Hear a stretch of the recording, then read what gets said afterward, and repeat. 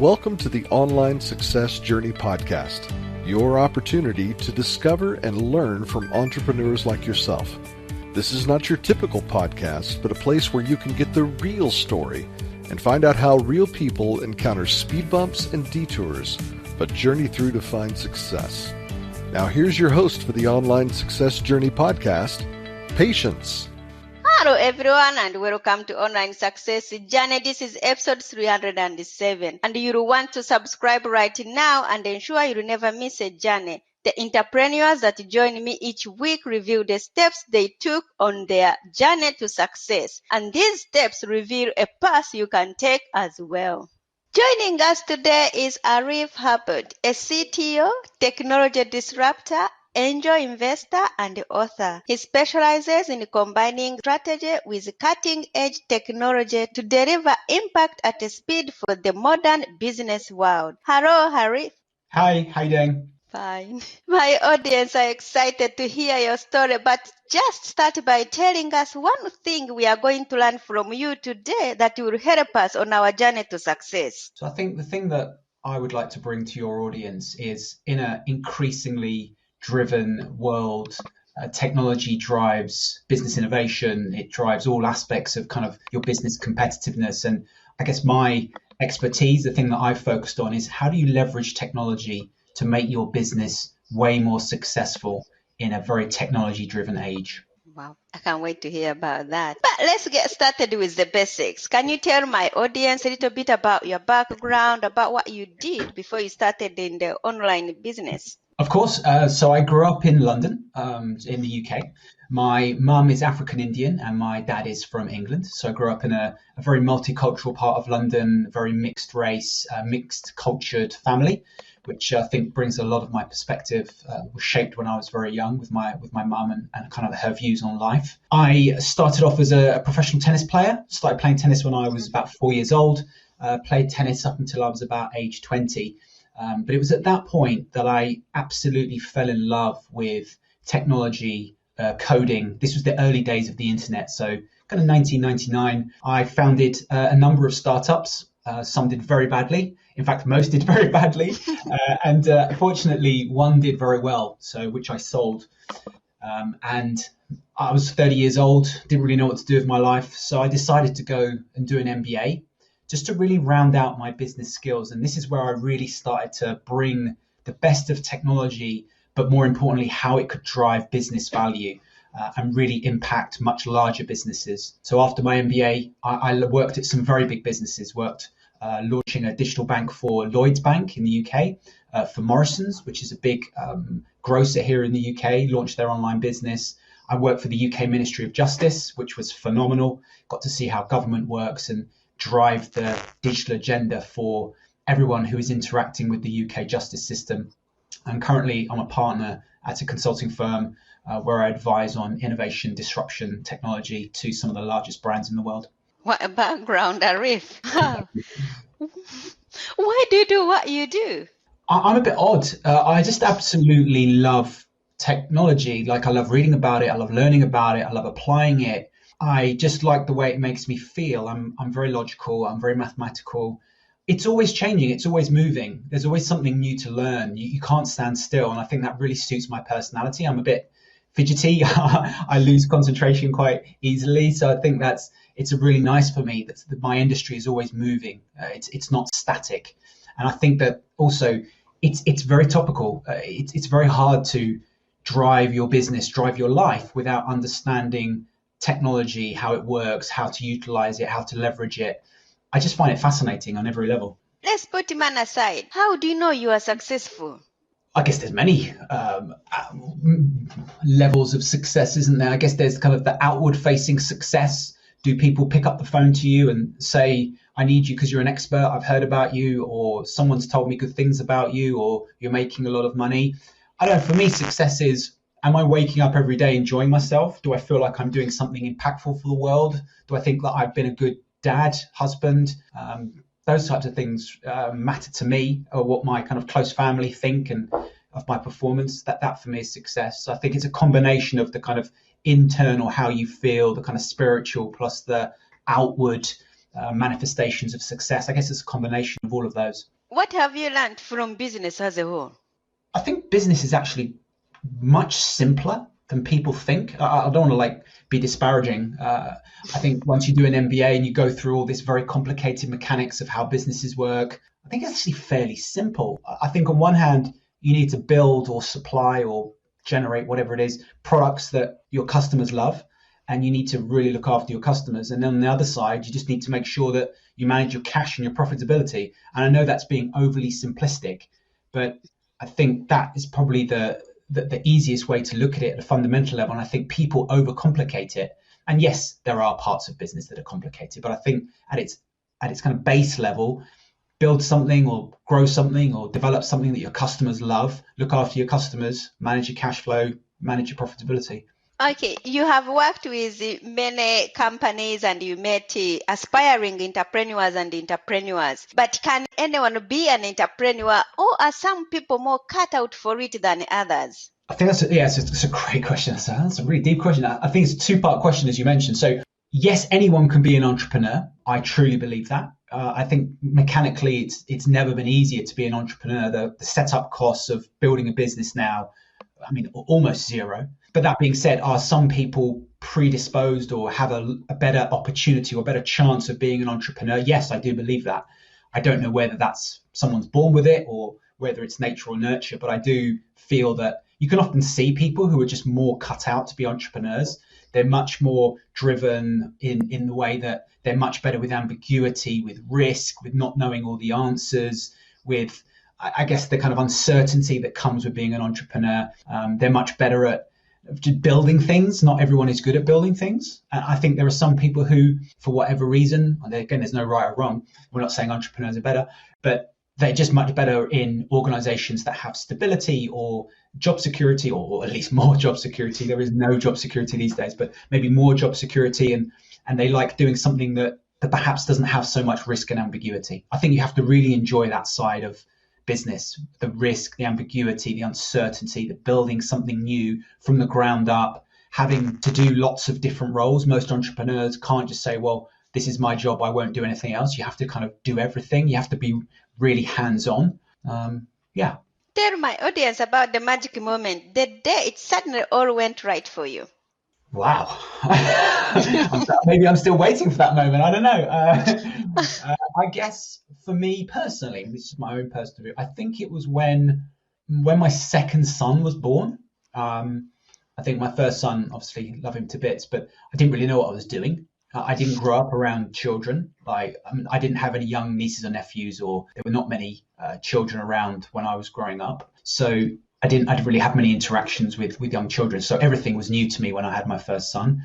I think for me, when it all went right was when my second son came along. Felt like a real family at that point. I knew what I was doing. I was more confident in being a dad. I've definitely not got it sussed. I definitely don't know everything about parenting. I don't think you ever do. It always changes. But that for me was when it went right. I think we'd got to a position in our lives where I knew where I was professionally. I knew where I was personally, spiritually, and with my family coming together. I think that was a really great moment for me. What are you still doing in the way you work that you just know you have to stop doing? I think, like most entrepreneurs, actually, I can't overgeneralize. The entrepreneurs that I know, they like new things. they like uncertainty. They like building products or building businesses. I love doing that. And I think there's a tendency to build but not grow and develop. Not all entrepreneurs, but a lot of them that I've met are quite good at that. They like building lots of shiny things and they get a bit distracted by doing too many things. I think you almost have to start off that way. You let many flowers bloom. You make lots of bets, but then you take the ones that are really working and you double and triple down. And I think both from an entrepreneur point of view and also I also do angel investing. I think it's the same sort of philosophy. You have to kind of start wide, but then you really narrow down the ones that are really working and double and triple down on those. And I think that's something that I need to get better at. What is the most dangerous belief an entrepreneur can have? That they know what their customers want. I think I've seen so many businesses fail, or I've read so many pitch decks that assume what their customers want, or they understand what their customers need, or they understand the customer's buying decision, what motivates them. And I think, quite honestly, none of us know our customers until you actually get into the market and you have something that they can use, have something that they can buy, have something they can interact with. And even then, you don't really know, because you have to wait until your customers start leaving you to truly understand what it is that they want. So I think that is easily the most dangerous belief. And I think it's where so much money, time, energy is wasted. So how do you advise someone who's starting up now how to shortcut it? Yeah, that's a great question. It's a question that many books have been written about. My personal philosophy is you've got to get something in the customer's hands as soon as humanly possible. And there was a quote that I heard, I can't remember who it's attributed to, so I apologize, but it was like, if you're not embarrassed with your first product, then you've launched too late. And I think that's absolutely true. It's so much more comfortable to wait until you think your product is perfect. I'm talking mostly about software here. And you really want to get something into the hands of your customers so early on to get that learning. If it's a shop, can you do an online shop before your physical premise is ready? If you're designing a product, can you mock something up in cardboard or, I don't know, in plastic to get something to your customer? If it's software, can you use kind of clickable prototypes? There's always a way, but it's uncomfortable. It's really uncomfortable to get something into the hands of your customers that you think is not ready. And you have to really push yourself to do that. And I'll be honest, I'm not brilliant at it. I've really had to push myself. And even what you think is too early often isn't early enough. So you've really got to challenge yourself. Do I need this feature? How do I get the learning? How do I get my customers interacting with my brand or my product long before you've actually got a finished product? Where you are telling us that we should launch something that we're embarrassed about. Others, we like to something to be perfect. Now, if you are telling someone to just get something out there, for the sake of getting it out there, they are worried about their name. It might tarnish their name or their business. They might not do other investor, like if you are an investor, they might not come and pitch you. Yeah, I think it depends what you're building. I mean, if you're building safety harnesses for people that are climbing, then no, you don't want to go early for that. If you're doing, like, I don't know, airbags in cars, no, you absolutely don't want to go early. If there's a safety angle that might be compromised, if there's a regulatory angle, you're going to break the law in some way, then absolutely right, you wouldn't go early. But I think most investors would much prefer to see early market validation. So you've built a clickable prototype and you've got some feedback from your customers alongside a pitch deck. Because if you think about what most investors get, I'm talking about early stage companies that go for funding, it's usually a pitch deck that looks along the lines of, I've got the best idea ever. I know all about my customers. And in 2 years, my company's going to be worth $10 billion. We all know it's nonsense.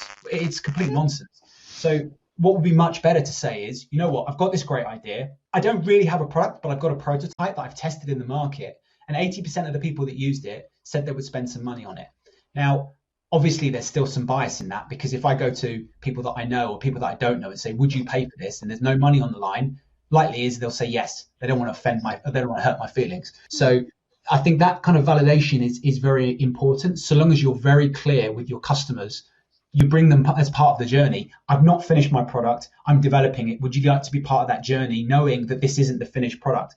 I think there are ways and techniques to be able to do that safely, assuming that you're not breaking the law or any regulations or safety, etc. If you could rerun the first year of your business, what would you definitely not do? I wouldn't worry so much about processes and systems. I think I would worry much more about validating my business idea and validating what I would call my unfair advantage. I only like to start businesses or launch businesses that I have what I call an unfair advantage. So I don't know, you've got a unique set of relationships or a unique set of skills or knowledge or whatever it might be that makes your business unfair against the competition. So I'd spend a lot more time validating my product, validating my assumptions, less about, can I systematize everything? Do I have the best accountants, the best lawyers, the best financial planning, whatever it might be, the best employment contracts, whatever that might be? I think all of that can come later, because if you don't validate your customer proposition, all of that systematizing is pointless anyway. You don't have a business. How do you make yourself get back on track when something goes wrong? I'm a bit odd in that, because I've played tennis for so long, I'm so used to losing and I'm so used to things going wrong that actually doesn't bother me so much.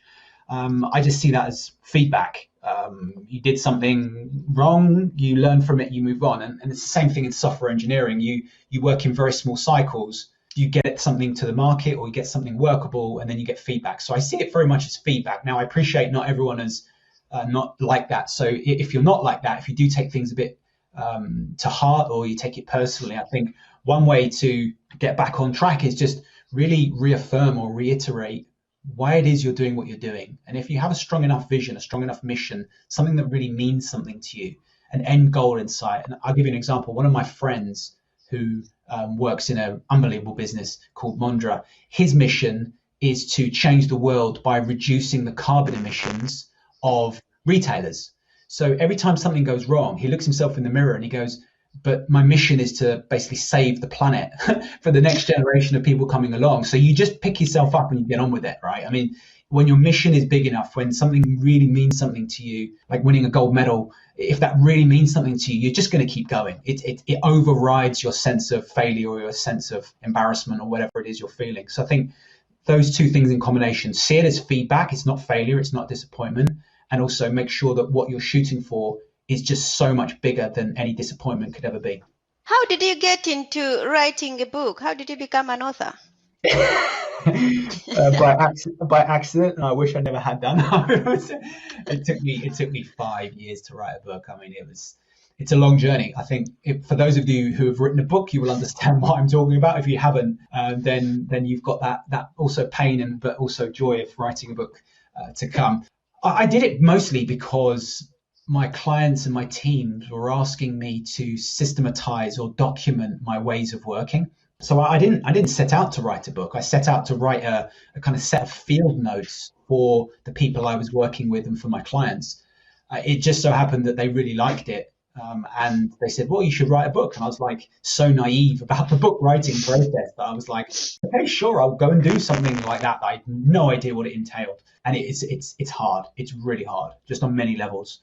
But I'm very glad that I did it. It was one of those things on my life bucket list that I can tick off. But yeah, definitely by accident, not by design. What did you learn in your journey of writing your book? 5 years, that's a long time.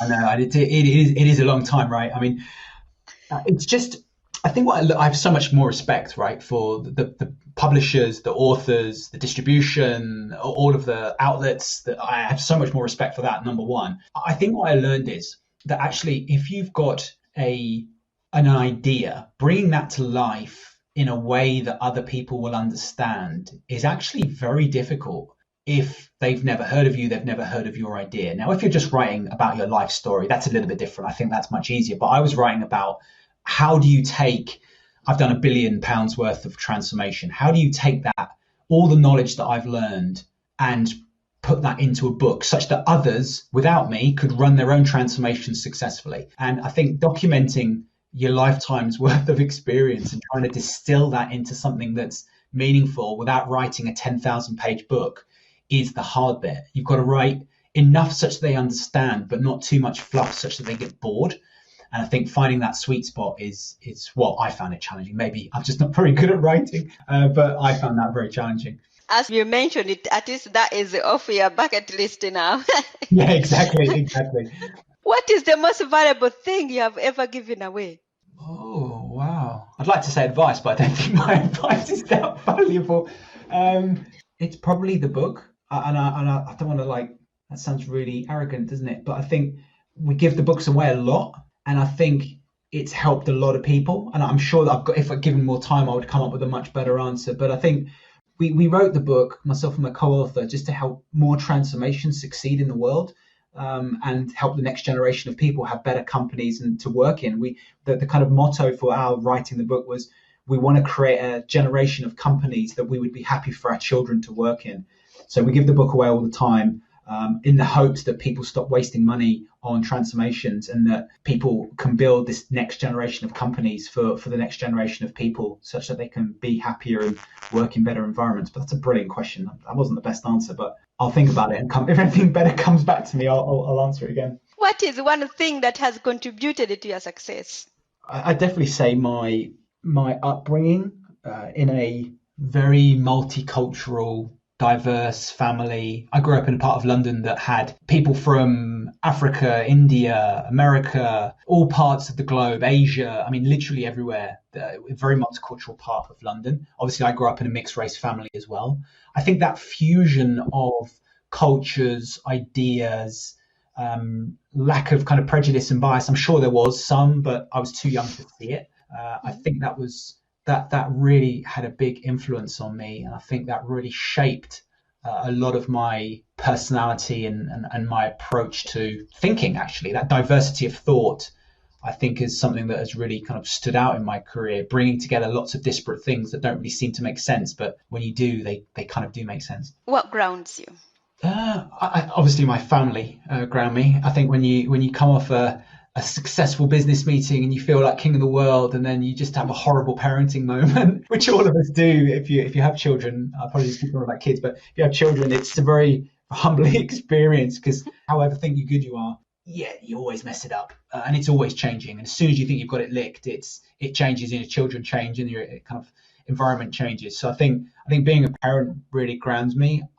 I mean, it's very cliche, but for me, it's nature and sport. So playing sport in nature, walking trees, green nature really does, personally, it's a very personal thing. It does very much ground me. It reminds me just that there's other things in the world that are just more important than business. I think a lot of entrepreneurs are quite obsessive personalities. I guess you kind of have to be to take a vision and bring it to life and then drive that company.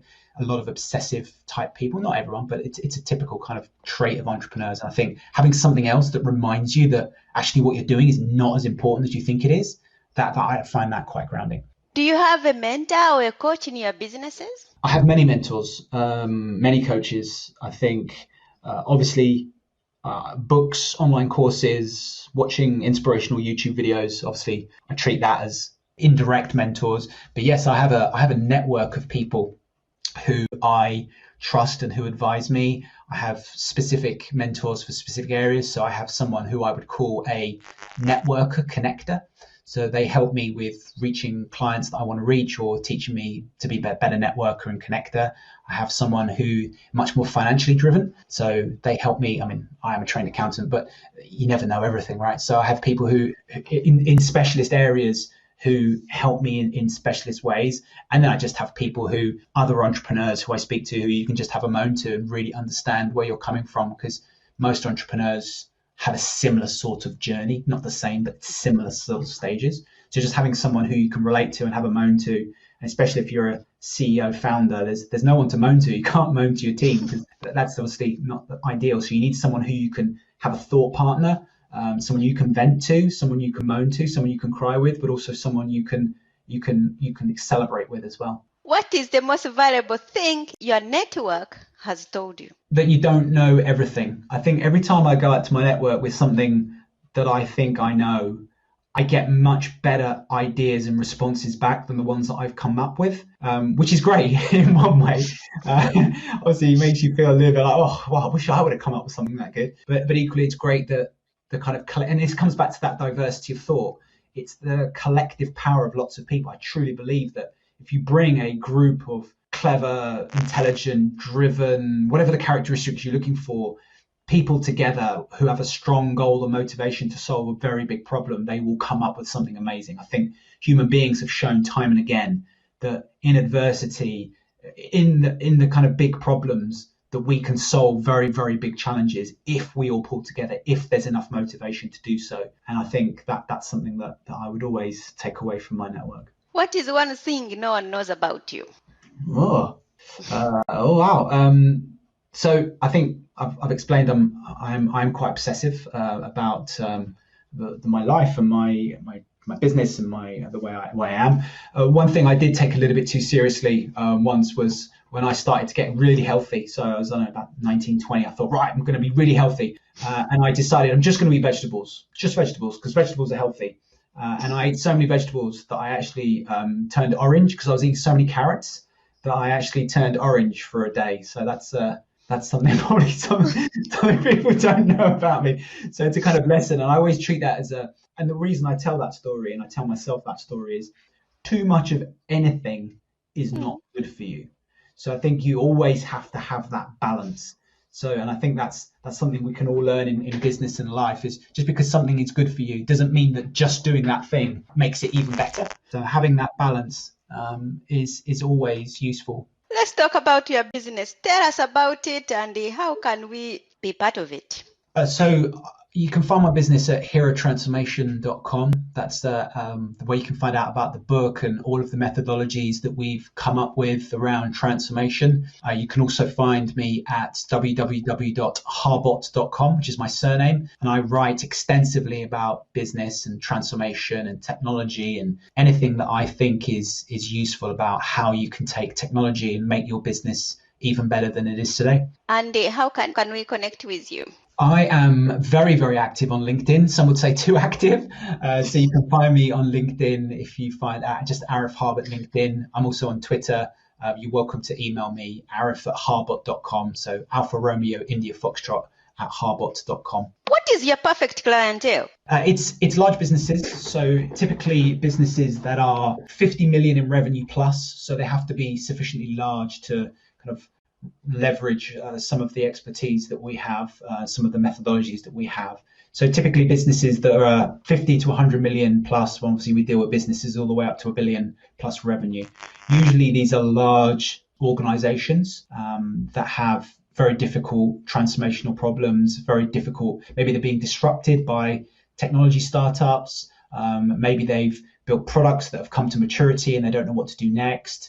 So yeah, that's typically who we work best with. There will be more from Arif in a moment. If you are listening to this on a podcast platform and you are encouraged by Arif's journey, please go to our website at onlinesuccessjourney.com. The site has tons of audio clips from hundreds of successful entrepreneurs' guests' journeys, all there to help you find a path to your own online success journey. The site offers exclusive members-only content, and you can join absolutely free and be part of this amazing online success community today. Check it out. That's onlinesuccessjourney.com. Now, Arif, I would love for you to share more with my audience if you are up for it. I'd be delighted to. Thank you. Do you like movies or books? I like box sets. That's not really answering your question, is it? It depends what mood I'm in. I think if I'm in learning mode, then definitely books. If I'm in trying to turn my brain off mode, then movies and box sets. And I think both are equally useful. I definitely don't read books after 8 o'clock in the evening because it makes my mind too active. That's when I'll kind of switch to more escapism type movies or box sets. So not really answering your question, but kind of both. Tell us, what is your favorite movie or box set that has some relevance to being an entrepreneur? I'm looking at my bookshelf right now, actually. I think something like, I don't know, it's a really difficult one, actually. It's going to sound really, really strange, and it's going to feel like there's no link. But I think the one that really inspired me, and I can only speak about me personally, was the Chariots of Fire movie. So it's a very old British movie about Roger Bannister breaking the 4-minute mile and his story and the people around him going into the Olympics. That really resonated with me. Something that people thought was impossible. It is impossible to break a 4-minute mile. It cannot be done by any humans. As soon as he did it, the following year, and I can't remember the numbers, but a large number of people did it after he broke that milestone. Something that people thought was impossible. But then suddenly, after he broke that barrier, many people afterwards suddenly managed to do it. And that really stuck with me growing up. I thought that was just quite an interesting concept, that how the notion of something being impossible actually drives physical performance. I found that very inspiring and moving and educational growing up. So that's the one that comes to mind for me. If your business was down to its last $100, how would you invest it? Bitcoin. No, I'm joking. I'd probably go for a nice meal with my co-founder. I don't know. That's a really tough one. I guess it depends what business you're in. I think if you're down to the last $100, you're probably going to throw in the towel, aren't you? So I think I'd probably give it to my remaining employees or take them out for a nice meal, or I don't know, place a bet in Las Vegas on red or black. I think at that point, your business is done, isn't it? So I think go out with style and reward the people around you that have been on the journey with you. If you're going to keep a note to yourself in your pocket every day, what would be written on it? You don't know everything. I think you don't know everything. Just keep saying it again and again. You don't know what your customers want. You don't know what's going to happen tomorrow. You don't know if your idea is any good. You don't know what's going to happen next. I think you've just got to enjoy the journey. Remind yourself that there are lots of cleverer people than you. Bring them into your thought process. Do you feel like you succeeded or like you are only on the way? Yeah, I feel successful in myself. And we've talked about that in a previous answer, like kind of internally and external manifestations of success. I do feel successful. I feel if I look back at what I wanted for my life when I was, say, I don't know, early 20s or late teens, I wanted my own house, my own office, an amazing family, a great wife, great kids, a job that I love, freedom to do things, experiment, be in a job that has a lot of opportunity, a lot of ambiguity, the fact that I feel like I'm growing and doing something that has purpose. I think I would say yes. If I set the benchmark for what success was in my late teens, early 20s, I will have achieved that. Now, being kind of a very driven entrepreneur type person, do I always want more? Do I always want better? Yes, which is why I keep looking at, you don't know everything. Keep yourself grounded. It's just kind of trying to find that balance, isn't it? Will you ever stop? No, I'm going to be like Charlie Munger and Warren Buffett. I'm going to work until the day I literally can't work. I don't see myself stopping. I don't really see the point personally. And again, very personal decision. I can't speak for, I can only speak for me. I want to feel like I'm contributing. I want to feel like I'm adding to society, to the world. I know it's very verbose, very grandiose, isn't it, to think that we can add something to the world, but in your own little way, I think you can. And I think you can be productive and a valuable member of society well into your 80s and 90s. And you see amazing people in my community, on the internet, around the world, who are just inspiring at every age. I mean, we have people in the local village. One gentleman in particular, he's in his 90s and he's working on the local council. Amazing. And he has a valuable role there. So I think, no, I won't ever stop. Remind us how we can connect with you. You can reach me at www.harbott.com and herotransformation.com. Arif, it's been great to have you here to share your online success journey with us. It's been an absolute pleasure. Thank you so much for having me. I've really enjoyed it. Great questions. Thank you. That's a wrap. Remember, success is a journey. Patience and Arif. This is not the end of the journey. We hope you've enjoyed listening to Patience and her guest and want you to know there are hundreds of episodes available at onlinesuccessjourney.com. Patience would like to thank you for listening to the podcast, and she has a free gift for you on our website, including an audio compilation of her guests' best tips, uplifting stories, and even a bit of fun. Additionally, there are special clips of over 250 episodes that have never aired on the podcast, and they're only available to members of the Online Success Journey. Check the website and click on Join Now to get free and instant access. Of course, you know that listening to the journeys of others helps each of us chart our own path. So make sure you're subscribed on your favorite platform to be notified as each new interview is posted. There are so many ways to stay connected to the Online Success Journey and listen in. And if you're enjoying the podcast, we appreciate your help in telling others. One of the best ways to share the benefit you get is to rate and review the podcast at iTunes and other sites. We appreciate your help and your willingness to share your journey. One last thing. If you're feeling a bit lost or overwhelmed on your own journey, Patience can help. Check out her course on clarity while you're at the website. Finding clarity is a great way to get back on the right path. On behalf of Patience, and until next time, thanks once more for listening. It is our hope that this podcast will guide you on your own online success journey.